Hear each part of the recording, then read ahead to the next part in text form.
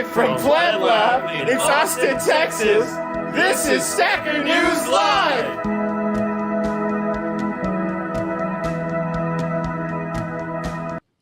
Hello, ladies and gentlemen. Welcome back to another exciting episode of Stacker.News Live. My name is Carl from BFF Keyan. Keyan, how's your week? Hello, my week was pretty good.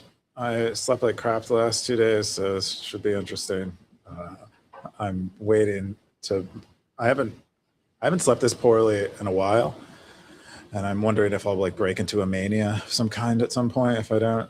What do you mean? Like you're getting less sleep than you normally would, or are you getting more sleep? I'd like the last 2 nights I've gotten like very little sleep, like consecutive nights of very little sleep in a way that I haven't ever had before. You drinking more caffeine, or no?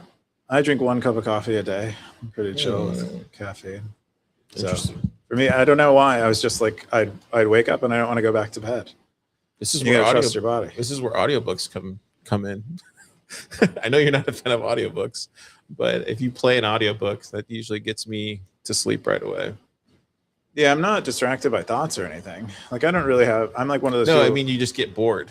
You get like you hear it, and it's like the monotone voice of an audiobook's just like, and then he walked through. It's kind of like one of those. I see. Yeah, I don't think that works for me probably. But is it the blue light stuff? No, I think it might be really. I haven't been getting enough sun. I think that's part of it. I haven't been outside enough, and I think it's just like messed up my circadian rhythm. Or like I'm thinking about some things and they have me excited, but they're not like really thoughts as much as they are like putting me in an emotional state. Yeah. Anyway, so that's fun. I went to Bit Devs this week. Oh yeah. Scoresby did another underground Bit Devs. That was weird because it's 5 weeks this month, right? And you guys do it on the third week, or isn't it supposed to be the third Thursday? So it's the third Thursday. Okay. Yeah. It's always been the third Thursday, and so that's what we did. Because I thought it was the same week as ours that we do the Builders Club, and like you do first Monday, don't you? No, we do the third, or basically whenever they tell us the date, that's when we do it. Ours is on Monday, so it's like. But I always remembered it was the same week, so in my head I was like, oh, that's. I see. Is. Yeah, in past months it might have actually fallen on the same week. Yeah, but I don't think it did this time because I think it's like 5 weeks in July. Yeah, it might be 5 Thursdays. Well, how was it? It was great. It was fun. Yeah, I thought it was a blast. We talked a lot about BIP 110 fork dynamics. Oh, that's what we're talking about today. A variety of other things, stuff that we've talked about on this podcast already, because about a month of Bitcoin stuff. A lot of stuff I hadn't considered much. How did Scoresby do? He's doing great at it. He's cut out for it. Yeah. He does a good job of listening, a good job of presenting information in kind of a humble way. Like, yeah, he's just a good explainer. He's good, just a good dude. One of the best. I feel like Buck was good with stuff like that. I always like Buck explaining things. Yeah, I think there's a self-selection where people who want to do that are usually good at it. Yeah. So that was awesome. How was your week? It's busy. It's busy. Just been busy with the startup day stuff, and then we're getting another event planned later this year, and then a lot of coding sessions late at night, and then it's just a lot of stuff. I feel like I have like 10 jobs at this point. You started drinking Mountain Dew and eating Hot Pockets, because that's also no. I was watching a show. I've been eating a lot of P. Terry's this week, though. I've been on a P. Terry's binge. It's kind of close. Those burgers are good, though. I just hate smash burgers, and when you go out there and you look, you see what's out there in Austin. You have bad it's just burgers, I have to say. That's fine. You like when I see in Austin, all I see is smash burgers, and to me, like, don't get me wrong, I like smash burgers, but I feel like there's just like a thin slice of meat, and it's just like 3 of those, and then it just equals to like a normal slice of meat, and it's all burnt and crispy, and it's just like, dude, I don't like my burgers burnt like that. I like to, I like a big old chunk of beef. So. Yeah, we've had this. Yeah. Unfortunately, you have. But like everybody has, like if you have a burger in Austin, it's a smash burger. Like 99% of burgers in Austin are smash burgers, unless you go to like P. Terry's or, In-N-Out or something like that. Then it's not a smash burger. It's just a regular size burger. Yeah, I would say that most smash burgers I get are at least as thick as the patties at P. Terry's. So I don't even the one over here down the street that we love, the Burger bar. Yeah, Burger Bar. Even that one is a smash burger, which sucks. It's like, but your comment about the thickness doesn't land for me, because when I get a burger at P. Terry's, that's the same thickness as a burger at Burger Bar, except the Burger Bar patty has a better crust on it and a better Maillard reaction and tastes way better. And has a better, higher quality bun. I disagree. I will have to do a taste test sometime, because I was like you and I thought the same thing. Then when I eat Burger Bar, I love Burger Bar. Don't get me wrong. I'm not hating on Burger Bar. I love these places. They're great places, but I've just seen a consistent thing with like these smash burgers where they're just like a lot thinner, and they're just like, it's like crusty on the side and it just burnt. It's just like, what? I don't like eating meat. That's not how I grew up. I grew up eating an American burger. It was like big old chunk of beef. I'm sure I'm not the only person that feels like this. I think you are. Maybe, but like I feel like some misunderstanding. I feel like the smash burgers is a whole psyop, because that's a whole nother rant. I think there are bad smash burgers. I just don't know how you think that category of burger is worse. But I feel like the smash burger is just a cheaper way to get people to. Oh, that is absolutely right. It is just like a cheaper way to get people to like pay more for a burger and feel like they're getting more, but when in reality it's like the same thing. It's just smashed. I feel like yeah, smash burger touched you. Like at some point. That's why I've been eating other burgers, dude. Like Casino Camino. Like you'll never see a freaking smash burger at Casino Camino, because they're a real American burger place. That's all I'm saying. I'm sorry. Even at the Omni, they make good burgers. They're not smash burgers. They're like thick burgers. They're steakhouse burgers. You're never there. You go. Topher said you're never gonna get the meat sweats eating a smash burger. I have. So I just maybe. Yeah. Anyways, I feel like there's a debate on smash burger, yay or nay. Anyway, if you've never seen this crazy show before, it's called Stacker.News Live. We talk about the top stories every week here on Stacker.News. And yeah, check it out. We have some live streams going on. Seems surprisingly like more people watch the vertical version of Stacker.News Live, I've noticed, than they watch the landscape view. So that's an interesting observation. And then other things, Wumble posts clips every week. He has some good Wasabi Wallet ones this week. The Jimmy Song conversation that we had, the Bull Bitcoin stuff. A lot of cool clips if you want to check them out. They're not vertical yet, but maybe one day we'll get them there. And then the Forgotten Satoshi emails, which seem to have the most views this week. And then we're dropping shorts. We drop them right after the show, and you can check them out. Seems a lot of people like watching the shorts. And then we're going to jump into the comments this week, because we have a ton of comments. Like, we're going to jump into all the Fountain comments, all the YouTube comments. So if you left a comment in the past month and a half, we're going to respond, good or bad. I mean, I'll try to be nice. I'm mostly nice. Okay. With all that, let's jump into the number 3 top story this week. It is when the financial system can't reach people in crisis, Bitcoin can. This is from Siggy47. Had 12 comments, 10,000 sats in the Bitcoin and politicals and law territory. Keyan, what's this? Yeah, it's an article about how fiat kind of fails in certain situations, specifically donation platforms. I think the one they use here is GoFundMe. There's a family in Gaza that was raising funds on GoFundMe, but due to sanctions, they're not allowed to accept money directly. So GoFundMe has this ability for you to select a trusted, I forget what they call it, but like a trusted, someone to receive the money on your behalf, who will then transfer the money to you. And so that's what this family did. They chose their brother-in-law. And so they raised the money through there. And of course, GoFundMe takes their percentage, about 4% in platform fees, which isn't that big of a deal relative to the sum they raised. They raised over $50,000. But their brother-in-law, they didn't say why, but their brother-in-law never sent them the money. Oh, wow. From GoFundMe. From GoFundMe. Wow. So I don't know. It doesn't say, I wish it would, but maybe the brother-in-law couldn't get them the money because whatever bank he wanted to send them the money on was subject to sanctions too. And like GoFundMe couldn't allow them to receive the money. But they basically weren't able to get the money, and their family is stuck in Gaza. That is kind of the gosh. So It sounds like GoFundMe deducted 3.9% in fees, which is 2,000 euros, or what is that, liras? What's the L there? I think it's euros. Euros, okay. Over 2,000 euros. They got a total of 55,000 in euros that was raised. So roughly around 53,000 euros, and he kept all of it.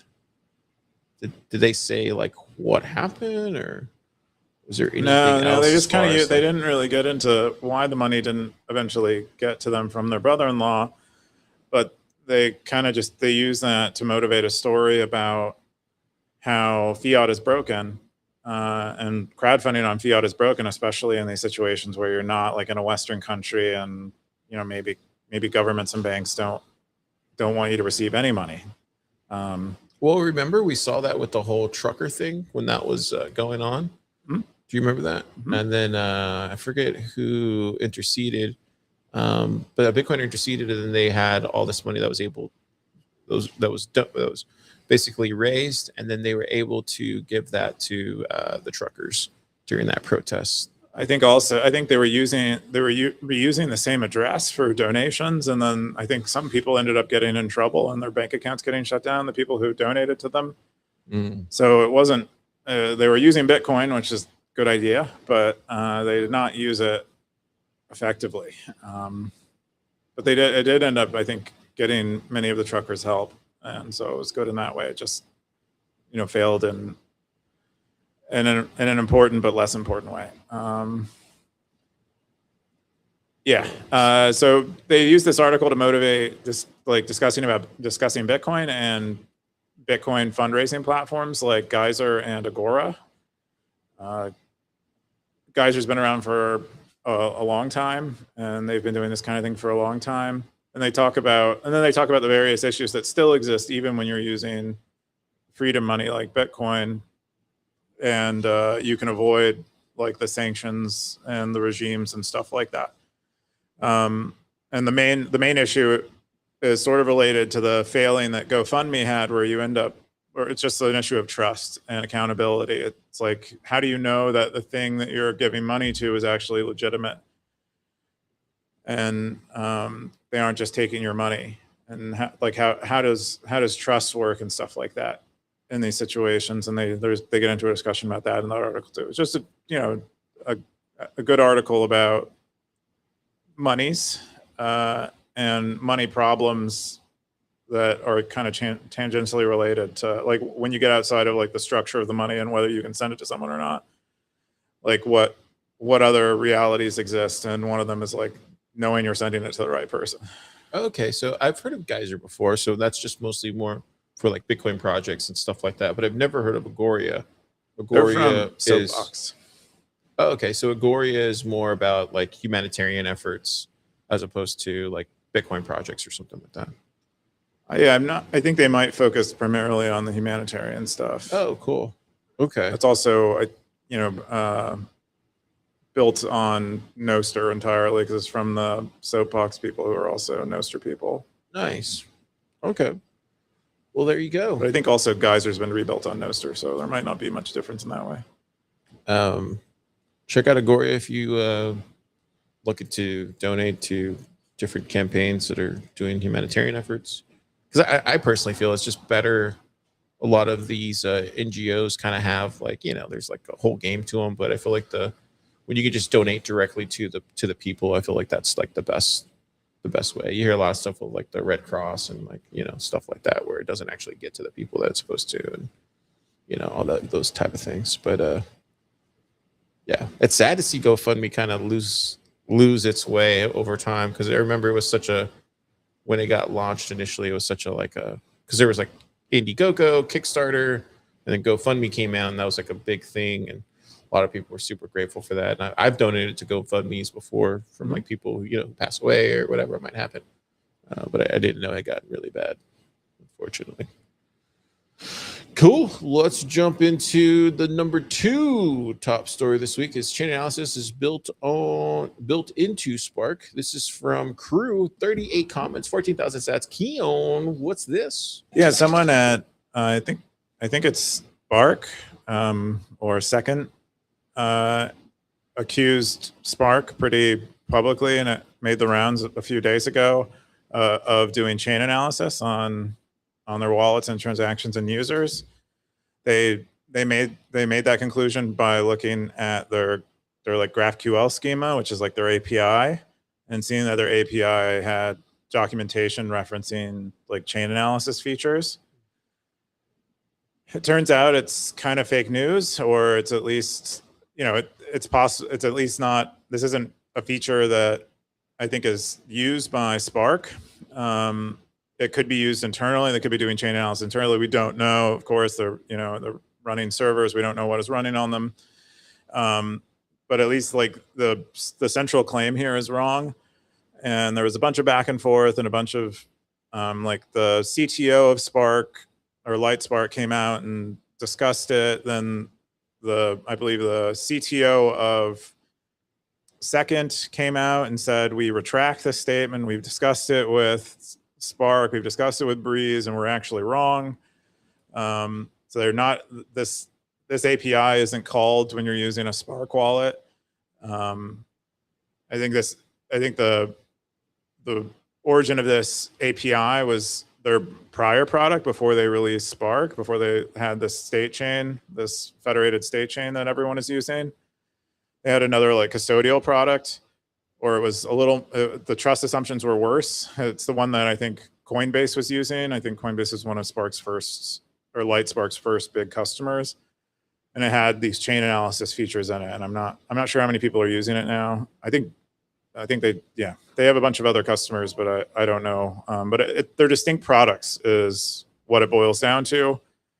And yeah, and it's also, I think it is, there are like financial interests involved. So you have to be skeptical of everything.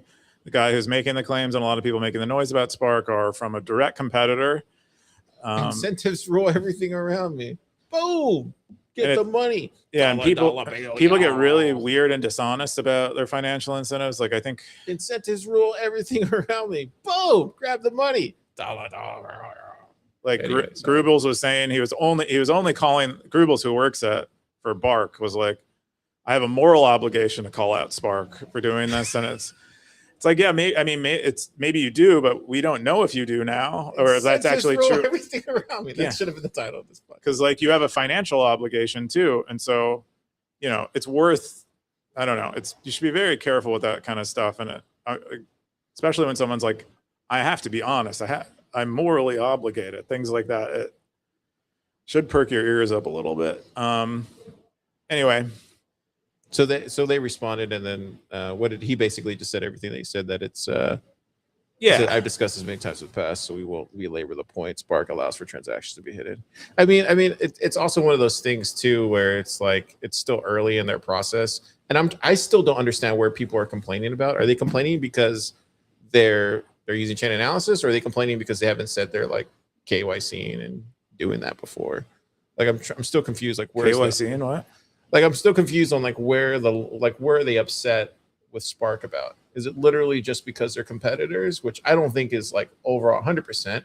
It's some of it, or is it more because like they didn't admit it publicly? It's kind of what admit what publicly? That this whole argument could have been avoided had they just said, hey, we're doing this, this, and this, and they keep just like I don't know what I'm saying. I'm basically saying is like, what are people really upset with initially, outside of just it being Spark? Because Spark people just hate Spark for some reason. Well, I think because it's like why is that? Is it because David Marcus and the whole Libra coin thing? I think there's a number of reasons. Is it because of like actually they're using chain analysis, or they're not? Is it? I feel like there's just like they've always been hated from the very beginning, and I'm just curious, like why is that? I think it's multifaceted. Love has many angles, and I think so does hate. And I think that's kind of what's going on here. I think it has to do with David Marcus. It has to do with they're well funded. It has to do with they have a great team. They're executing well, getting big partners. I think this stuff fell shortly after they got, I think, Polymarket as a customer. Oh, they did? Yeah. Oh, wow. Yeah. So they're like, they're succeeding. Yeah, well, they're like doing things in Lightning that a lot of other companies had struggled to do because they have some like unique UX things, and people, trust a figurehead like David Marcus to be able to execute. And he has like a 20-year, 30-year career. Like those are people that what I mean, from his past projects. Yeah, and I'm not even saying anyone should trust trust Spark and Lightspark. I think everyone should be extremely skeptical. A lot of the software is not open source. Some of the critical pieces of the software are not open source, and the trust is novel that you're placing in Spark and Spark operators, and you should treat any Spark wallet like a custodial wallet, and anticipate getting shotgun KYC'd at some point, because we just don't know. We don't know how it shakes out. It is too novel. Yeah. And the trust is unlike anything else we've seen before, and you can't say it's something like the trust is something like Phoenix Wallet. It is something different. We're still experimenting, and this is where like I feel like Roy from Breeze will at least, I mean, talk about this like publicly, and he's gone on Stacker.News a couple of times talking about Spark, and there's been a lot of back and forth with that. So I mean, it's always good to see like multiple people talking about it openly. So I guess there's that. But anyways, cool stuff. The number one top story this week is, what did it say? Samurai or Scamurai wallet, huh? Postmortem.md. This is from Scoresby. 7,16,000 sats. Keyan, what's this? Yeah, Scoresby shared Nopara's postmortem on the whole Samurai debacle, not like that predates Samurai getting indicted and getting shut down and stuff like that. I don't know if you recall, but over the since about 2020, there was a lot of drama between both Wasabi and Samurai. I know I started getting really interested in Bitcoin development around this time, and one of the first people I talked to when I came to Austin was Ben Carmen, and I'm like, "What should I work on?" And he's like, "Oh, you should work on CoinJoin stuff, because there's a lot of drama there." And that was my first entree into the drama here. I didn't really understand what was going on, but this post pretty much completely explains all of the drama between the two CoinJoin implementations. And it starts out by Nopara explaining, the central claim that he was making against Samurai from the very beginning, which is that they are storing their users' XPubs by default, and they have Tor. Tor is opt-in, not opt-out. Samurai was? Yes. Basically, it was making some obvious privacy.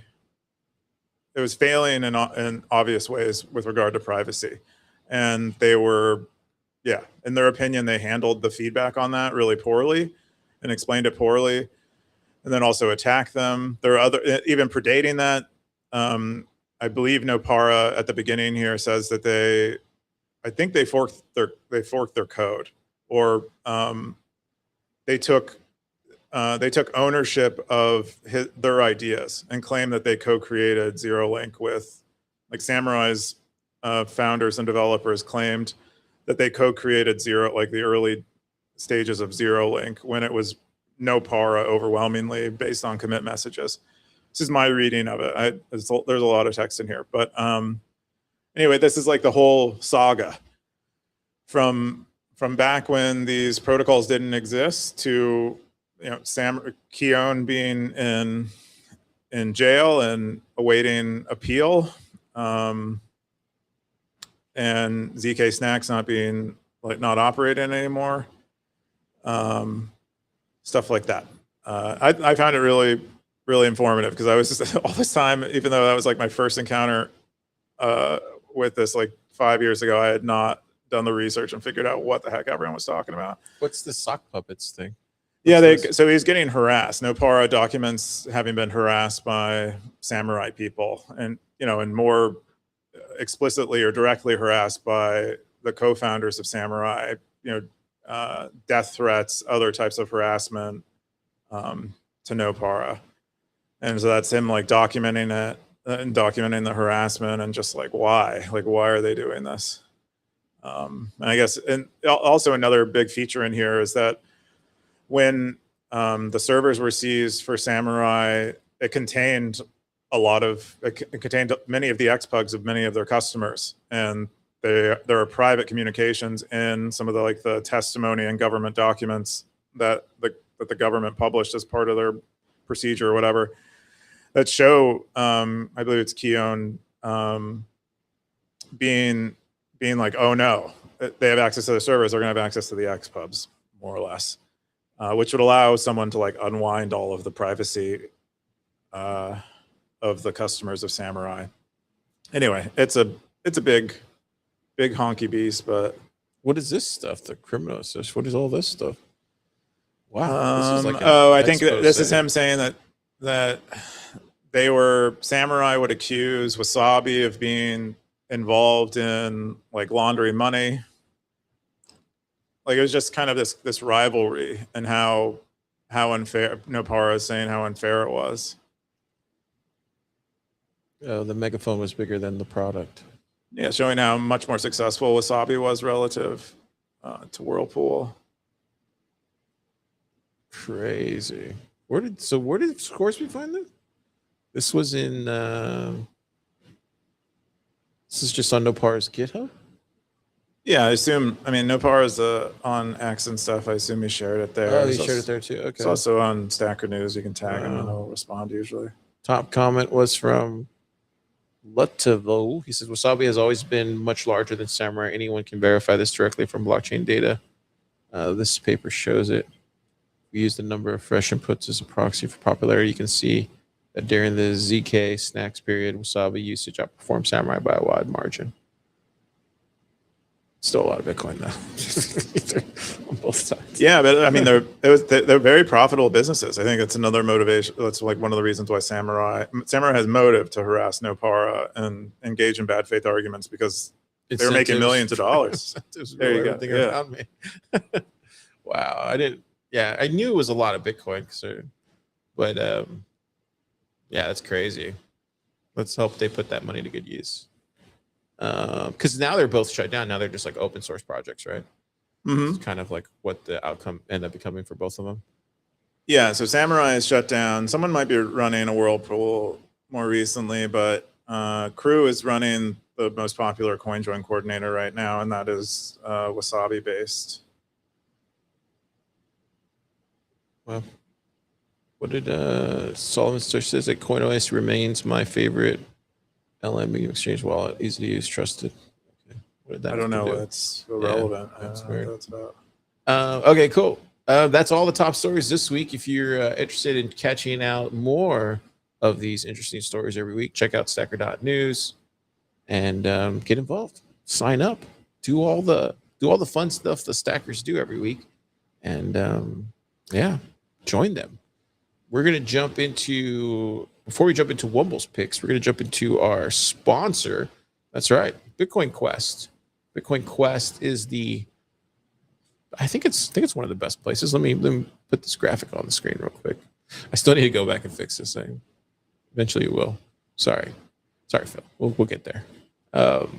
Also need to reply to your email. We'll get there this week. Do it this weekend. Bitcoin Quest. Learn Bitcoin, earn real sats. So it seems like a lot of people have signed up for this. We even have a comment. Stay tuned for later in the show where somebody's talking about Bitcoin Quest. Let me bring it up over here on my side so you can check it out. Bitcoin Quest, easiest way to get onboarded, to onboard pretty much anybody new into Bitcoin. You just select that you're new into Bitcoin. You say, I want to learn, and then you get going. Why Bitcoin, how to use it, and go into the Lightning Network. Boom. And then you're there. Your quest begins. And then Buddy and Nacho and all the little guys down there will help you get you exploring and learning more about everything there is to learn about Bitcoin. It's really, really cool. As you can see here, you have like your sign up thing here, and there's multiple ways to sign up. You can start checking out the new hot topics like the BIP 110 stuff. You can see from the community what people are saying about it.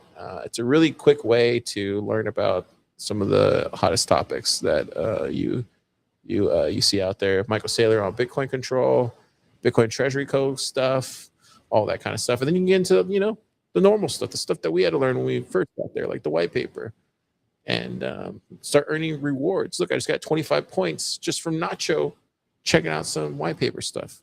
If you haven't seen Bitcoin Quest, check it out. It's one of the few places on the internet that you can learn and also earn sats while learning.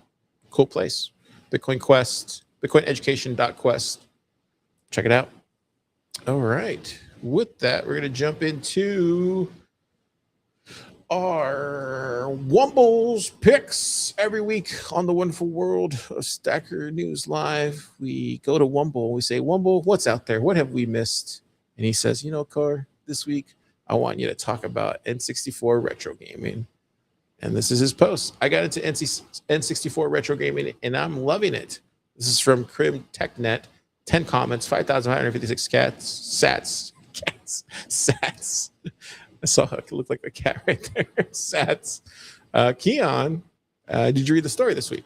Yeah. Okay, cool. What is it? Yeah, Grim TechNet is playing N64 stuff. I think they wrote in the past on Stacker.News about a like mobile N64 setup that they carry around with them to play with other people. So cool. But they also stream and they've been playing a lot of Nintendo 64, and they talk about collecting cartridges, restoring them.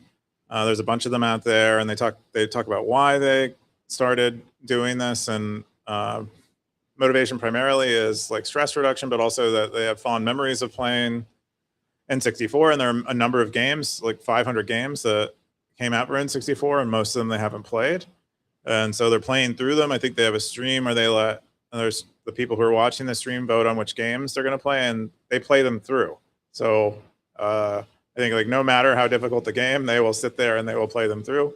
Yeah. And they say that they do that because it's like at a different scale or in a stress reducing way. It's kind of like their business that they run, and that they have to focus like one step at a time, have to focus on the small challenge and defeating the small challenge before they get to the big challenge. And he says that, you know, whatever like that, like ports well to his actual real life, which I think is pretty cool. And then he talks about getting an M64. Just Mod Retro has reproduced the Nintendo 64. This one or new? That's it. Oh, That's wow. coming out. I think it might come out this month. It's like a couple $100, but it's all like, you know, it has like all the big switches and has the plug-in controller still. But it has like a modern board on it and allows you to overclock and stuff, but allow you to play all the old games without having to deal with an old console. I have their Game Boy Color. It's really good. Oh yeah, I saw that. So did you know there's a Bitcoin? There's a Bitcoin game for there's a Bitcoiner. There's a Bitcoin Game Boy game. Yeah, did you know that? I've been seeing it. I remember that they shared that like a few years ago. I'm not sure what the progress is on it. Laura was telling me that they're going to send us a copy of it at Startup Day in Guadalajara. So if you bring your Game Boy, you're going to be able to play it, or somebody might just have a Game Boy, you know, that they'll bring. But yeah, I just found out about that this week. It's wild. Yeah. Anyway, really cool. Did you have a 64? Little series. I did have a 64. Which color did you have? I can tell which one you had, but go for it. What color did you have? I had a black one. Oh, you had a black one, really? We had a purple one. Oh, we had the see-through one. This is when the IMAX were coming out and stuff. Everything was plastic. The only thing I didn't like about the 64 was the controller, because it was like 3, and everything used the joystick. So it was kind of weird holding it like that. Well, you didn't need to use the joystick. I think that was the main thing. Is like it was an optional. You could use the D-pad if you wanted to. They wanted to give you either option. Yeah, but if you remember, like that was the first joystick that was out there. I think there's maybe the Dreamcast that came out slightly after the 64, but before the 64, that was the only joystick ever made for a console that I remember. Mm-hmm. So I remember like in the beginning, people like I remember Super Mario. Even Super Mario 64 didn't have everything was on the joystick, and then you would use the diagonal pad for like views and stuff. It was kind of weird. Anyways, just thought that was yeah. That's really cool, man. Hopefully,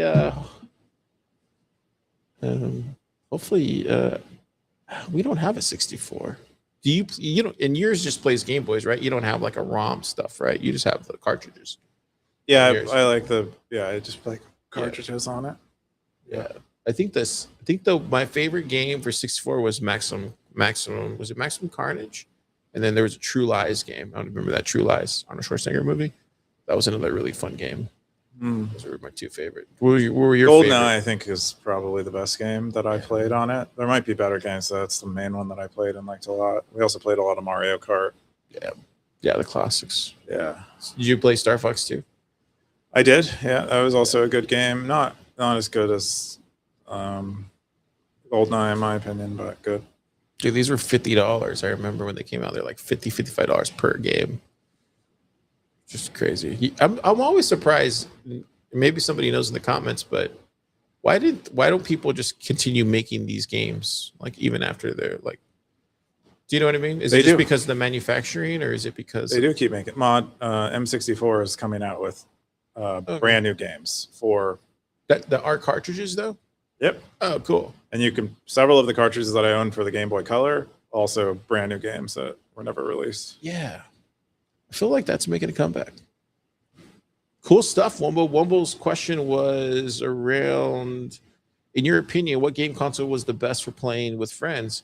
N64 had some great titles for group play. GoldenEye, Mario Kart. Keyan, what do you think? What was the best? I certainly played most of my games with friends on the N64. I don't think there was. I did play. I had a friend who had a PlayStation, and I would like watch him play. Mostly, I don't think it had many co-op games. But that's something I always loved about Nintendo, and they stayed true to it even to this day. Although they're branching out a little, they're getting a little far away from that vision. But the couch co-op, I think, is like key. So that is my opinion. Yeah, I think for me, like we definitely, like I grew up with a lot of brothers, so we definitely like had our sessions. But I think for me personally, when it got like really crazy, where it was like an all night thing and like, you know, connecting TVs and doing LAN party stuff, it was the Xbox, like the first Xbox with the green dashboard and everything. Like that was the one where like me and my friends would like be like set up rooms basically, like with this Xbox and another room that, but have like LAN parties with Halo and stuff. That was the machine for me, Wumble. They had online gameplay back then. Yeah, if you hooked up multiple Halos together, and I don't know if it was on a modded Xbox or not. I don't remember, such a long time ago. But you'd be able to play against each other. Oh, using like the modded version of the Xbox. But then it got so popular because I remember doing that with my friends, and then other people would have it around town, so we would go meet them and play them with their, and it was all Halo, and I sucked at Halo, so I would die right away. But yeah, this was before the internet, kids, before we had like DSL. Really? Yeah, this was DSL, or this was before DSL. No, you're right. It would have been DSL. This would have been just Ethernet cords. Yeah, this is before Wi-Fi. Yeah, this was just Ethernet. Yeah. Wow. Anyways, that's my pick, Wumble. Let's jump into. We don't have any AI posts this week, even though there's a ton of stuff. We're gonna jump into. Let's jump into my post first because I think this is probably you've been having a lot of AMAs this week on Stacker.News that Scoresby's scheduling, but this one is probably is this the most popular AMA ever? The mechanic one that's happening right now? No. Oh wow! Yeah, we've definitely had ones with more comments on them before. I think I've gotten over 150 on an AMA before. I don't know, maybe more. Yeah, who have we had this week? We had Alekos. We had Alekos. We had McFlugel, who's like Get on Zero. We also had someone who wrote a book called Defending Bitcoin. I forget their exact name. Forgive me. But that AMA was also really good.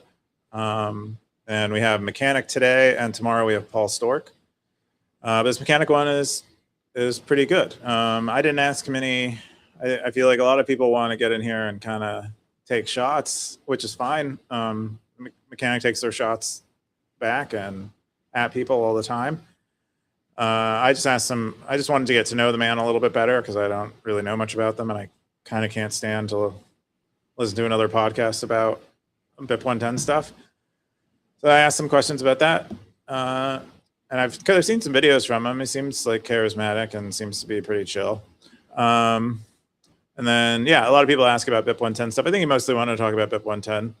I asked him, like, is he gonna, if BIP 110 doesn't get the majority of hash power and like doesn't have the most cumulative work on it, is he going to follow the minority chain? And he said, basically he'll just kind of leave. He just doesn't want to be part of Bitcoin anymore. That's what he said. Oh wow. Yeah.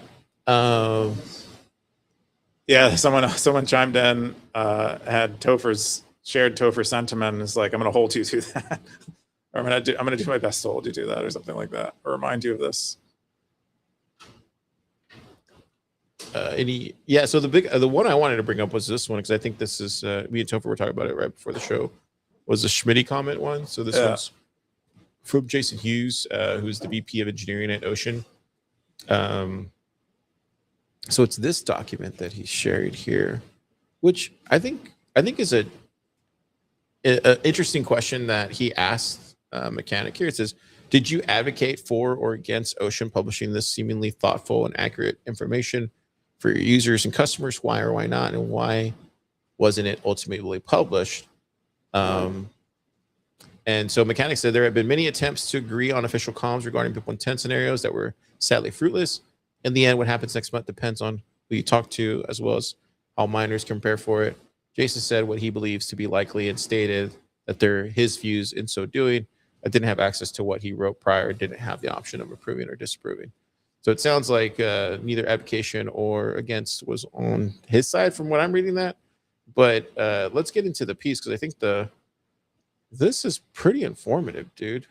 Because it literally breaks down what miners need to know. It even goes as far as explaining how Bitcoin softworks work. It talks about the 2 activation paths. Obviously, I had to get Topher to explain some of this stuff to me, because it was just a little bit confusing from a person that's just like running a node and wants to send Bitcoin transactions. What happens after this certain block comes? And then to me, question I have for you, Keyan, I don't know if you read this post, this whole paper or not, or looked at it, but why wouldn't you release it? Like, why wouldn't you release this paper? Like, that's kind of where I'm lost. Or even just like do a workshop or something. Like, I don't get it. Yeah, so I don't know exactly the details. It seems like there's some disagreement between Hughes and Mechanic about like what happened with this paper after it was written, or an AI wrote it, or AI assisted wrote it. It seems like Hughes is saying that they wanted to publish it on like the company, through company comms, and was denied the ability to do that, and so that's why they published it from their personal account. We don't know if that's true. And I don't know how strongly Hughes meant that when he said it, but that's what Schmitty was asking in the comment there, and Mechanic denied. So it's a bit of a he said, she said situation, or he said situation. And yeah, I mean, it could be if Mechanic understands like how important perception is and public sentiment and stuff like that, and this like consensus in Bitcoin is fundamentally a social thing. And if you start telling people it's going to fail, there's going to be less people on the side of that side of the fork. So maybe you want less people talking about it. That would be like Mechanic's motive if he did suppress it, but we don't know if he suppressed it. But I mean, the way this reads, it sounds like, yeah, if BIP 110 doesn't get enough of the hash power, then that's it. Then everybody just moves over to the main chain. Like it's kind of ho hum a little bit, just like, yeah. Yeah, I don't think you can't really conclude what people are going to do, but I think you can make conclusions. And I think it's mostly what Hughes does. You can make conclusions about like where hash power is going to go, and for the most part, and where economic activity is going to stay, and things like that. But there's you could still fall if BIP 110 forks off. You could still follow that chain if you want, and participate in that other Bitcoin. And I'm sure there will be some people that do that, like they did with Bitcoin Cash. Yeah, it is right here. It's like the realistic scenarios and what they mean for miners. The outcome of BIP 110 is not predetermined, no matter what anyone tells you. BIP 110 has not already won. It doesn't already have consensus, is not required upgrade, etc. Miners should think through the range of scenarios rather than planning only for a single outcome. Three most realistic paths diverge significantly in their implications for your hash rate and rewards. And then kind of go through the different scenarios. But to me, it almost seems like, I mean, just like how it works inside of Plub Lab, like when something gets created by, somebody else inside of, with Teresa or whoever it is, it gets to me, I review it, I then send it back to her, and then she reviews it, fixes it, and then maybe if I want a third opinion, I'll ask somebody else. But that's usually how it works. It almost seems like this got created, got handed back, and then it got handed back, or got handed and then got handed back, and then that was that, which is kind of weird. Well, I don't think we know that. Well, yeah. I mean, it's just weird that you would have this like informational document and then like nothing, because I didn't even hear about this document until, of all people, Schmitty shared it, which is on the Bitcoin Core side, right? It's just weird, dude. That's all I'm saying. This is just weird. That's just weird. Oh, he published it. He published it before this comment that Schmitty made. This was published by Jason on Oh, so X. he did publish. Okay. Yeah. Okay, so he published it right here. But like, why wouldn't you release that? Got some numbers as a from Ocean though? Because I think they both work. It's like the weird is they both work at Ocean, so it's kind of like it's just strange to me that there wouldn't be like talking. Well, I think they are talking. They just disagree, and it's hard because there's a lot of passionate people on both sides, and Mechanic happens to be very passionate on one side. I think Jason is more just kind of calculating and thinking about it. The paper doesn't seem like it's for either side. It's just like these are the facts. That's what it reads like to me. No, but I think a lot of people on the pro BIP 110 side disagree with the facts as presented in a paper like that. That is kind of the problem. Is like we covered them on this podcast before. Like Melvin's website that he made about BIP 110, and Luke is out there tweeting that BIP 110 can't fail because BIP 110 is the real Bitcoin. So regardless of whether it has more hash rate or not, it's still succeeded. It's kind of, I think he's done, he doesn't really share all that, like expose all that reasoning for us to criticize. I think that's the math he's doing. I think the bigger thing I'm trying to highlight here is that if you can't even have consensus in your own company, how the hell do you expect to have consensus into an overall Bitcoin ecosystem? That to me is kind of the major point that I'm trying to push here, which is I don't understand that. I don't get that. Like, especially when you're just like trying to work together through a problem, like, and you can't get to consensus on it. It's just weird. Yeah, perfect consensus is just hard. I mean, even among a small group like a company. So, but I think that's a valid point. It should suggest to the pro BIP 110 people who are like, this can't, everyone supports it. Everyone reasonable supports it. They have people that they're working with that they respect who disagree with that statement. Yeah, that's the thing, right? There should be respect there. Like, they got hired for a reason, right? Yeah, it's wild. I don't know. Anyways, but that's the latest. Check it out here. Ask him some questions. Shout out to Mechanic for actually doing this AMA. I mean, it must not be fun to have to answer all these questions, but either way, it's good to see. No, he's a good sport. Yeah, he's a good sport about it. Yeah. Anyways, so that's that. We're gonna jump into the other one. Yeah, we're gonna jump into Keyan's posts, which is Jeff Booth is launching a new venture called Orange Juice. It's from Diego. 2 comments, 493 sats. Keyan, what's this? Yeah, there are several reasons why I want to talk about this. One of them, I think, is that the branding on the main website. I was hoping that this would be the main website. Branding on the main website is great. They call this fund Orange Juice, and it has a lot of fun graphics. And I think they do a really good job with it. And then the idea, I think, is kind of novel. Basically, what they're doing is they're starting a private equity firm. So they've like raised funds because this is from a lot of people who are involved at Ego Death. So familiar with Ego Death, they're like a venture capital firm, and they invest in startups. I think Series A, and they might do seed, but Series A and larger. I think they've raised a few funds, hundreds of millions of dollars. This is a new thing from them, more akin to private equity, although it's a bit different in that a lot of private equity exists to buy companies, make them more profitable than they were, then sell them to someone else, and then make money on that.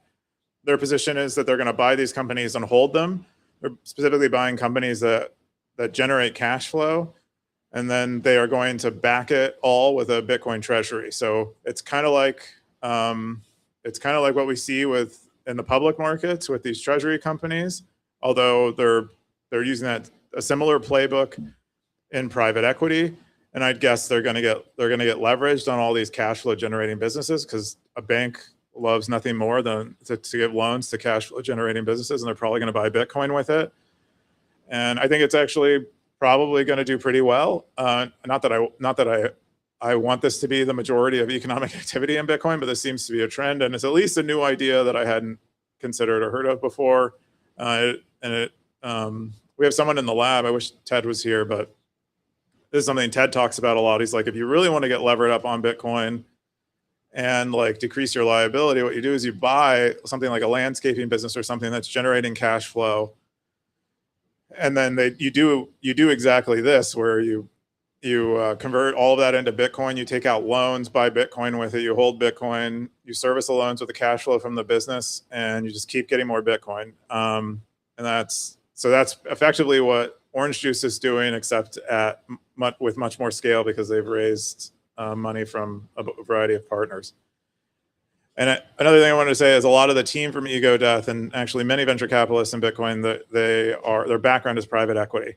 And they succeeded in private equity, and then they were interested in Bitcoin and came to Bitcoin and started doing venture. But now they're getting back to private equity, and so interesting. Yeah, I think the biggest thing is like when he talks about this part here at the top, where he says, in this environment, building durable value is genuinely hard. The challenges for business these days.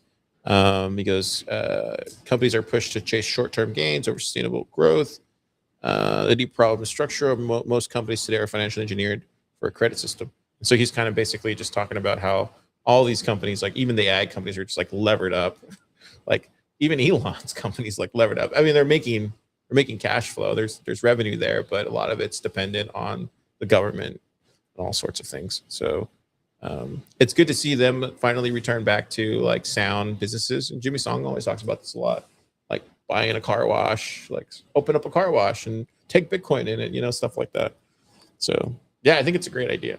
Yeah, it sounds like they're not necessarily have any interest in buying Bitcoin businesses. It seems like their main criteria is that the business is generating cash flow. So I imagine, they might have a bias towards one industry or another, but I think the fund itself has nothing to do with like Bitcoin entrepreneurs as much as it does with businesses that are performing well, that would do well among a portfolio of other businesses, that being backed by a Bitcoin treasury would benefit everyone. That's kind of the scenario. Good stuff. We're gonna jump into. Was there any meta or anything like that? No meta this week. Oh wow. Okay, let's just jump into the comments then. Or before the comments, we can jump into the top Cowboys. That's pretty much it. Go into the top Cowboys. Giddy on up. Giddy on up. Takes a second to load there. Did you notice that? Oh, no. Maybe your finger took a second to click it. Just saying. Maybe it's something to look into. Number one is still in hiding. We don't know who that is. Could be somebody in this room. Dum, dum, dum. That Coob. Undisciplined, blockchain boog, Gray Ruby. Anything change here? I feel like Satwise is new. Yeah, I think they've been moving up the ranks a bit. Crypto Sensei. It's possible someone there moved out. That gap's gonna be tough for Satwise. Look at this. It's 102. Yeah, but Crypto's only had it for 100, or Cryo has only had it for 100 days. That's half a year, bro. It's not. It's a third of a year. It's less than a third of a year. Close enough. Look at this. Oh wow, Scoresby's is way over than this one. Yeah, see, that's going to be another tough climb. Yeah, breaking in the top 7 is going to be tough. That's what that shows to me. Oh wait. Oh wow, yeah, because even Scoresby's Gray Ruby's double. Yeah, you have a real power. Look at Boog, dude. When did this happen? Oh wow, Boog and Gray Ruby are kind of neck and neck here. That's crazy. I didn't know. I didn't know that. Never really looked. Oh wait, undisciplined. Wait, undisciplined and Boog are neck and neck. Neck and neck is maybe the wrong way to view it because it's like undisciplined misses a day, it goes back to 0. So there's like no catching up for blockchain boog. It's really blockchain boog. If blockchain boog sticks with it and undisciplined doesn't, then blockchain boog takes the lead. That's really. I wonder there's if no coming back for undisciplined if you lose. Like what happens if you get to 1,000 and then you miss a day? Like what does that feel like? It's supposed to feel bad. Or I've heard from people that it feels bad. Yeah. I'll never know that feeling. Oh, you got Webster coming up. Look at that. 5 days. Boom. Dang, bro. Everybody's flying in here. We had a lot of people drop out in July. Yeah, it's a bear market. That's what they do. Yeah, it's a bear market. But anyways, we gotta watch this top 7 here, and then the Satwise Krypto Sensei. Oh, yeah, keep an eye out. Yeah, you might want to refresh it every once in a while. I would refresh it every day. I would be the first thing you do every morning is go right here to the Cowboy section. Yeah, just watch to keep up how unchanging it is. Be like a Zen meditation. Yeah. We're gonna jump into the comments this week. It's gonna be a lot. Let's dive into it. The first one is from hang on, let me go back here. So let's do the YouTube ones. So this was on the Gregory Maxwell thing. Bake said, "Stay in your nook." What does that mean? NULLC. Do you know what that means? Oh, my bad. I was worried. Let's see.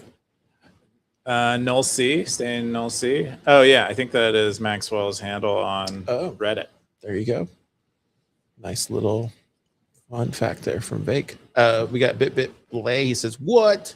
BIP110 kicks spam off the real Bitcoin by closing up op false exploit that came about by means of bad unintended and not by design code introduced in Taproot.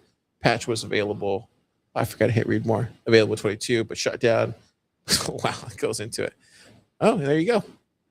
Seems like copy pasta. I just don't.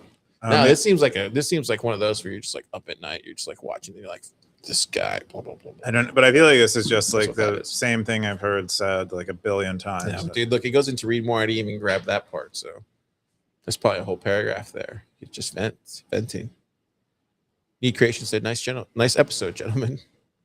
Thank you, gentleman. Yeah, Thomas said they are indoctrinating the people not to take up for themselves as it has become illegal for the flock stuff. Yeah, I never thought of it like that. This one's from Jerry about the Ukraine frontline drone stuff. He said gathering this on rolls would be very helpful for the guys. Hopefully that is what the plan is. So I think it's a fiber optic cable. Yeah. What does he mean grabbing it on rolls? I guess like taking them to people, removing them. I think just grabbing the fiber optic cable, maybe either for study or for repurposing for something else. Maybe they could use it for their own drones. Mm-hmm. Maybe it's expensive to get. We had this guy named Kenny. He said, hopefully they figure out how to ban crypto already. Wow. People hate watch SNL, you think? Is that a thing? I bet he got served like one of the YouTube clips or something. And well, that was what he did. He doesn't even know about freedom. I got Cutco Hover said that, and certain apps will not work, like banks and console mobile apps, because of the Google Play services. Talking about graphene. Then we got the Mars one. The Mars one was Mars is going to take decades before they go. They'll first learn everything they can on the moon before making the attempt. Did you know that, Keyan? Did you know they were going to do that? According to the pigs, Jinjin Sham said that. The pigeon shaman. I mean, if he's a shaman to pigeons, we should really respect his probably thoughts on the moon right now. Astronomical things. So I'd say, yeah, I'd say that actually is a pretty logical first step, is to do a lot of things on the moon before doing them on Mars. So I would just go full. The pigeon shaman has seen the future. I was watching The Martian the other day, and it was really good. I forgot how good that movie was. We got more. I'm telling you, there's a lot of comments this week. These are all from YouTube. We haven't gotten to the foul ones yet. On the Jimmy Song piece, said, how exactly are BIP110 supporters lying? I'd say the opposite. You should interview Bitcoin Mechanic. Well, we just did an AMA BTC1 H6M. Bazinga! So we've done it. I think this is in respect. This is in response. I think the week that Jimmy Song posted his piece about BIP 110 stuff, I was responding to some of the things BIP 110 supporters were telling me that I supported BIP 110. Oh, they were? Yeah. So that like that I know is a lie. And so that's like the foundation on which I call them liars. I think that I've also seen other things that I think are manipulative and I think are lies. I don't have the same level of proof that I do when someone says something about me that's not true. But we were talking about this earlier in the show. There's a lot of dark art, like dark arts of marketing going on there. That's what I've seen, and that's what I would say. We've seen a lot of the dark arts of marketing being used by certain people. No names. Anyways, we're gonna go to massive incentive to hard fork Bitcoin, BIP 110 dividends. We can only hope. Only hope. We'll see. Oh, this one. Do you want to read this comment? I'm not trying to get in trouble anymore. Oh, I don't even know what it said. What did it say? I'll read it. Oh, okay. Someone made physical threat to someone who runs a treasury company. Okay. And then we're going to go to the other one. The graphene said, yeah, like whatever, dudes. And then the Helix for Ukraine said, thank you. Yeah, pretty good. All right, let's jump into fountain comments now. Actually, we should probably start from the lowest one. Yeah, no, this was the earliest one. So we should start from the end. Undisciplined said, we talked to Chrysalis about how New York sports fans choose their teams. Listen to our extra mini episodes to find out. By the way, Coop's probably right about Brunson's height. Most players lie about how tall they are. Oh, I didn't know that. I didn't know that either. This is why you should listen to Stacker Sports. Yeah, it sounds like they got some real facts there. Blockchain Boots said Zap. Undisciplined said, good for you boys, get a sponsor for your little podcast thing. Again, he's trying. I don't know why he's trying to poke the bear. It's okay, poke away.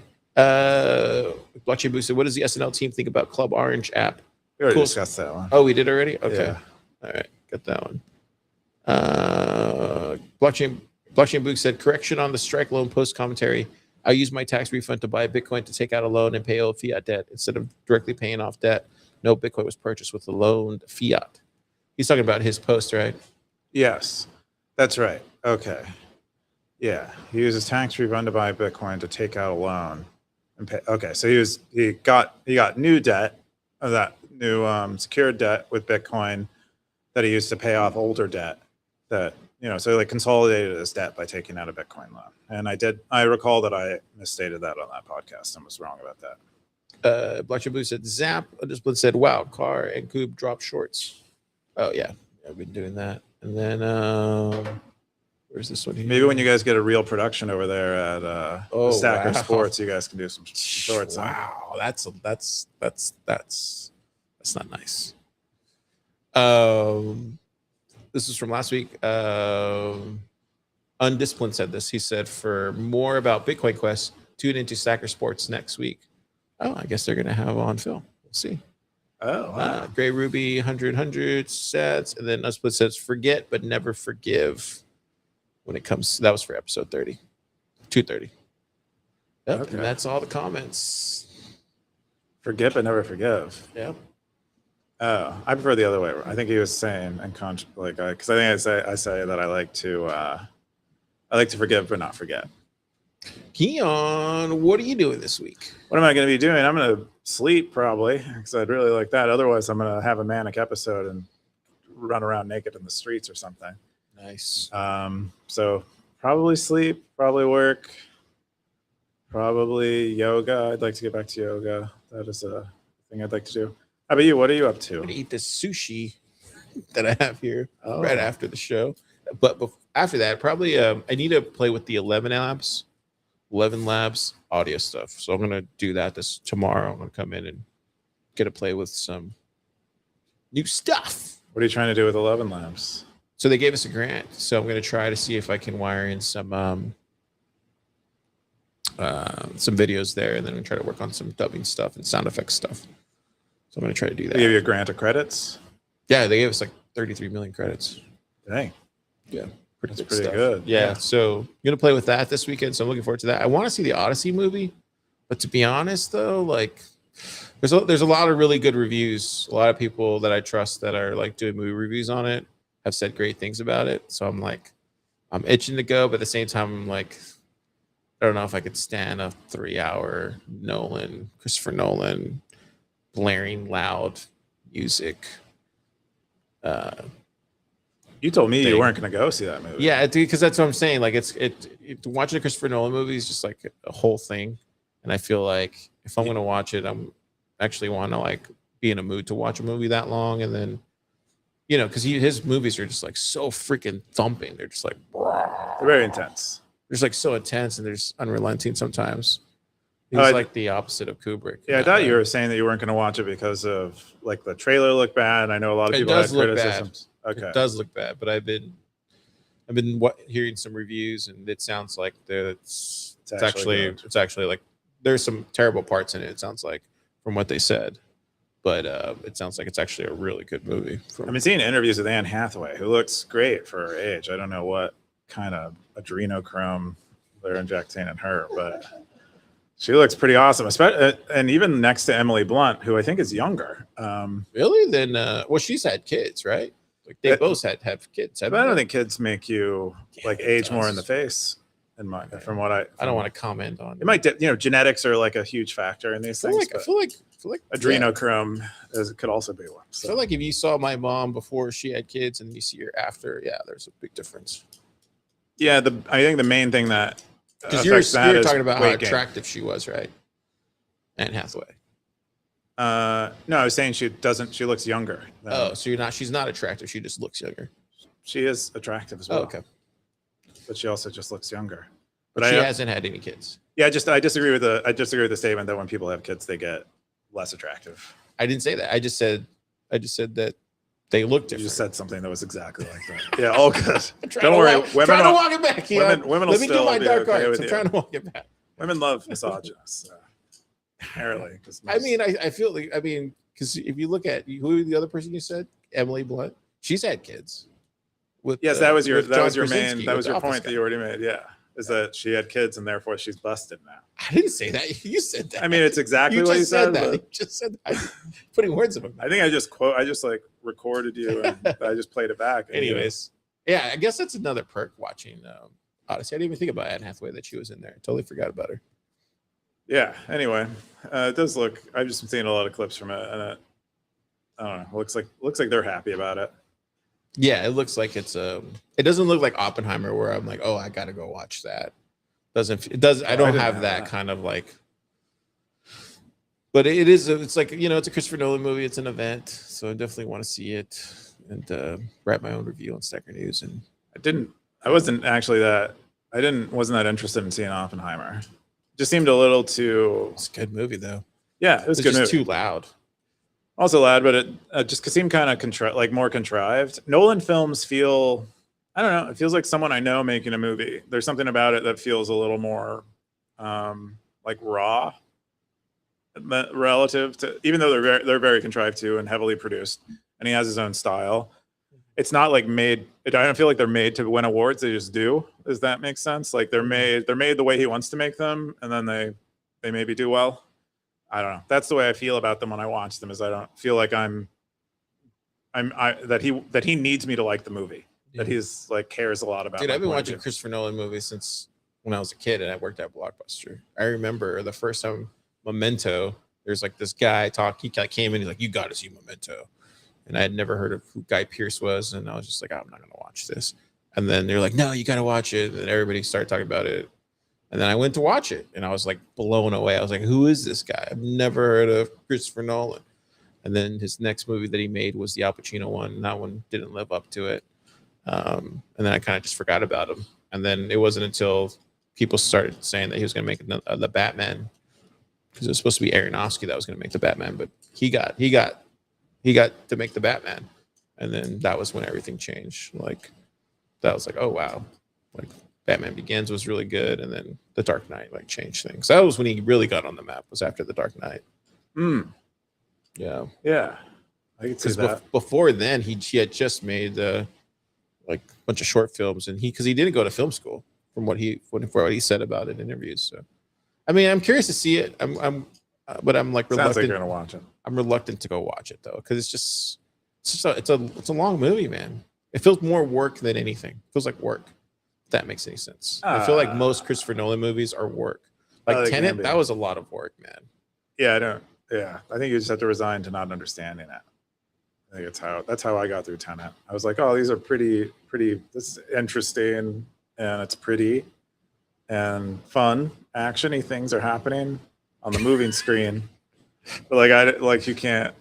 Yeah, like didn't really make any sense. You could try, but no, it makes sense. Like it just takes you like 20 times to watch it, then you have to watch a YouTube explainer, and then. But no, it does make Tenet's actually a badass movie. I actually appreciate it more now than when I saw it live. But I don't know. I watched one of those explainers. I still do not get it. No, so he was going in, and at the same time he was going out the other way. I got the high level stuff. So as he was crossing through time, his old self was going back into. That's my. I got the high level stuff. It's like the details of it where it doesn't really make sense, and it might just be a plot hole, but it's hard to tell if it's a plot hole or it was so hard to understand to begin with. It might actually make perfect sense. I just don't understand that. I don't think it was a plot hole, because if you look at some of those shots, dude, like he would have had to map this out like on a whiteboard. Yeah, but it doesn't matter if he mapped it out and it made a bunch of sense to begin with. I assume it gets cut in a way where it's mostly appealing to an audience and might not make any sense anymore. So. I'm sure there's probably different cuts of that where it's like, they always say like the movie is made in the editing room type of thing. Oh yeah, that is a thing they say. I've heard. Anyways, if you ever see this crazy show, check us out next week. We're gonna do this all over again at 4 p.m. Central Standard Time. Keyan, Zap. Where's my mouse?